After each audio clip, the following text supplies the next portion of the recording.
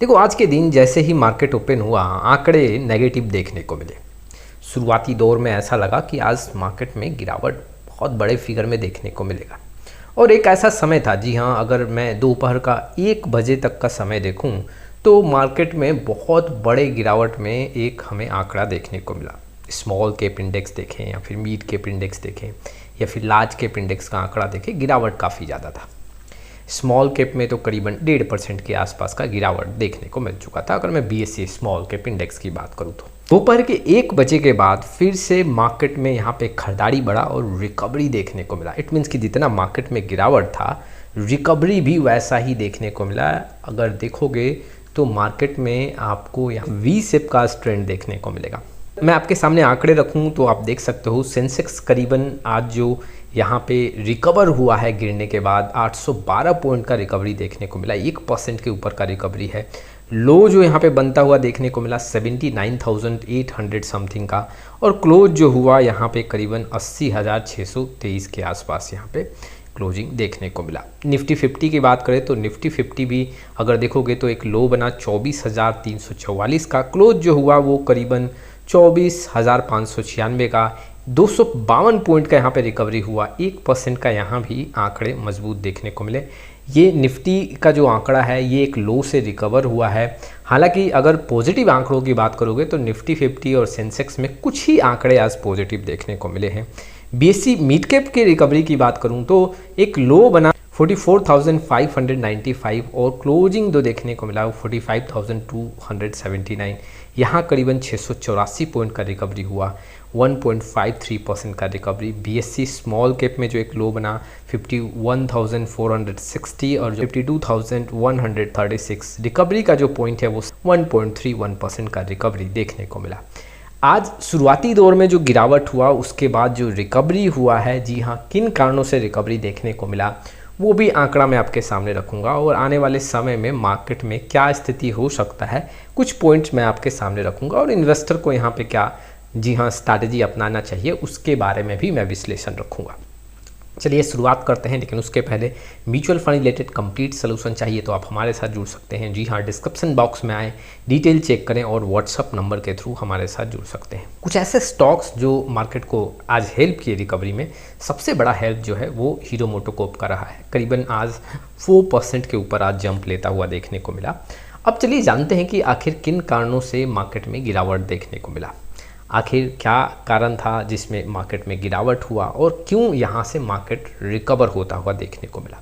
देखो, ट्रंप के साइड से जो टैरिफ का ये वॉर इंडिया पे चल रहा है ये मार्केट को काफ़ी ज़्यादा डैमेज किया है और आने वाले समय में यहाँ पे और कुछ आंकड़े नेगेटिव देखने को मिल सकते हैं। ये सबसे बड़ा रीज़न है, जी हाँ, जहाँ पे इंडिया और अमेरिका के बीच में टैरिफ का जो एक डिस्कशन चल रहा था उसका कुछ रिजल्ट निकलता हुआ नहीं देखने को मिल रहा है। अब यहाँ पे जियोपॉलिटिक्स का एक यहाँ पे प्रेशर चल रहा है, US जो है इंडिया पे प्रेशर बनाए और उसके लिए टैरिफ के आंकड़ों के साथ यहाँ पे, जी हाँ, ट्रंप काफ़ी प्ले कर रहे हैं, जिससे इंडियन स्टॉक्स मार्केट में कुछ यहाँ पे उतार और चढ़ाव देखने को मिल रहा है और ये सबसे बड़ा रीज़न है। लेकिन आखिर किन कारणों से मार्केट के बीच में आंकड़े चेंज हो गए। दोपहर का समय था तो उस समय आंकड़ों में रिकवरी देखने को मिला। देखो, निफ्टी डेरिवेटिव्स की बात करें तो देखो वीकली जो एक्सपायरी है उसमें आज जो है मार्केट का जो सेंटीमेंट्स था, डेरिवेटिव मार्केट था, मार्केट के क्लोजिंग के समय में यहाँ खूब खरीदारी देखने को मिला, जिसके चलते मार्केट को काफ़ी ज़्यादा सपोर्ट मिला। दूसरा जो एक पॉइंट है, देखो एक न्यूज़ निकल के आ रहा है, हो सकता है कि ट्रंप और पुतिन के बीच में कोई मीटिंग यहाँ पे हो और जो ये अभी यूक्रेन और रशिया के बीच में जो ये वॉर चल रहा है इसमें कुछ हमें डिसीजन देखने को मिले, लेकिन ये सिर्फ अनुमान है और इससे इन्वेस्टर का सेंटीमेंट्स पॉजिटिव हुआ है। उसके साथ ही साथ एक और यहाँ पे न्यूज़ निकल के आया कि यहाँ पे नरेंद्र मोदी और पुतिन के बीच में भी एक मीटिंग हो सकता है और उससे भी कुछ जो ये प्रेशर बना हुआ है US के साइड से उसमें कुछ कमी देखने को मिलेगा। तीसरे पॉइंट की बात करूँ तो देखो टैरिफ तो ये इंक्रीज़ हुआ है, जी हाँ, 50% टैरिफ यहाँ पे ट्रंप के साइड से यहाँ पे लगाया गया है। लेकिन अगर आप देखोगे तो बहुत ऐसे ब्रोकरेज हाउस हैं जिनका ये कहना है कि इंडिया फिर भी इन्फ्लेशन को कंट्रोल कर सकता है। हाँ, थोड़ा ग्रोथ रेट जो है यहाँ पे कम देखने को मिल सकता है और जो भी बड़ी बड़ी कंपनीज़ हैं उन पे बहुत कम असर, जी हाँ, इस टैरिफ का देखने को मिलेगा। बहुत ऐसे ब्रोकरेज हाउस का ये भी कहना है कि आने वाले समय में जो ये टैरिफ है इसका इम्पैक्ट धीरे धीरे कम भी होगा, तो इसके चलते भी मार्केट में कुछ यहाँ पे सेंटिमेंट्स पॉजिटिव हुए जब मार्केट क्लोजिंग का समय था और खरीदारी कुछ यहाँ पे बढ़ता हुआ देखने को मिला। साथ ही साथ देखें तो कुछ एशियन मार्केट का आंकड़ा पॉजिटिव था और वो इंडियन स्टॉक्स मार्केट को यहाँ पे कुछ सपोर्ट दे गया।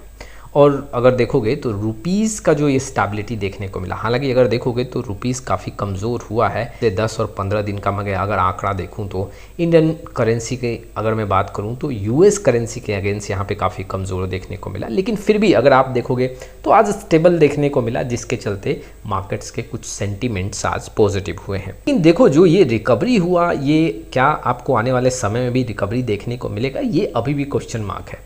आने वाले समय में हो सकता है ट्रंप के साइड से कुछ और यहाँ पे स्पीच दिया जाए इंडिया को लेके या टैरिफ को लेके, जिसमें कुछ मार्केट में उठापटक देखने को मिल सकता है। अब आने वाले समय में मार्केट पे क्या अनुमान लगाया जा सकता है, कुछ और आंकड़े में इन्फॉर्मेशन आपके सामने रखता हूँ। देखें तो यहाँ पे अभी भी टेंशन बना हुआ है और शॉर्ट ड्यूरेशन में आंकड़ों में कुछ यहाँ पे दबाव देखने को मिल सकता है। शॉर्ट सेल यहाँ पे थोड़ा सा आपको देखने को मिल सकता है। दबाव जो होगा यहाँ पे 2 से 3% का देखने को मिल सकता है। हाँ, लेकिन आने वाले समय में ये कुछ इन्फॉर्मेशन अगर अमेरिका के साइड से या फिर टैरिफ को लेके कुछ न्यूज आता है तो मार्केट में कुछ यहाँ पे पॉजिटिव पॉइंट भी जुड़ सकते हैं, अगर कुछ यहाँ पे ट्रंप के साइड से पॉजिटिव इंडिकेशन हुआ तो। जीडीपी और इन्फ्लेशन की बात करें तो देखो जीडीपी में थोड़ा सा गिरावट देखने को मिल सकता है, लेकिन इन्फ्लेशन स्टेबल देखने को मिलेगा, उसमें कोई चेंजेस नहीं देखने को मिलेगा। अब टेक्निकल्स लेवल्स की बात करें तो देखो निफ्टी 50 की बात करूँ तो निफ्टी 50 का जो एक यहाँ पे स्ट्रॉन्ग सपोर्ट देखने को मिल रहा है वो 24,450 से 500 का एक स्ट्रॉन्ग सपोर्ट देखने को मिल रहा है।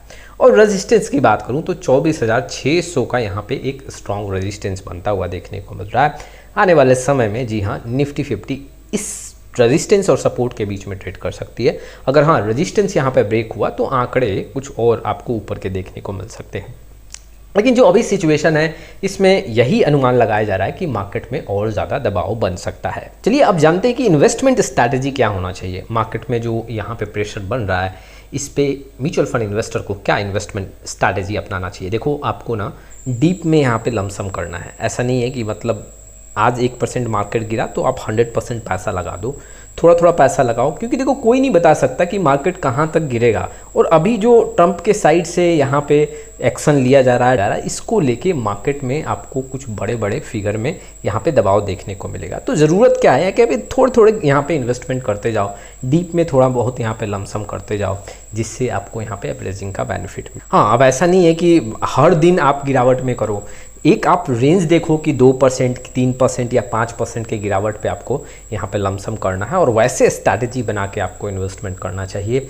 और पैनिक सिचुएशन में आके कुछ भी नेगेटिव डिसीजन नहीं लेना चाहिए। अपने SIP को कंटिन्यू कर रखें और यहाँ पे आप अगर कोई लमसम करना चाहते हैं तो उसके लिए स्ट्रैटेजी बनाएं।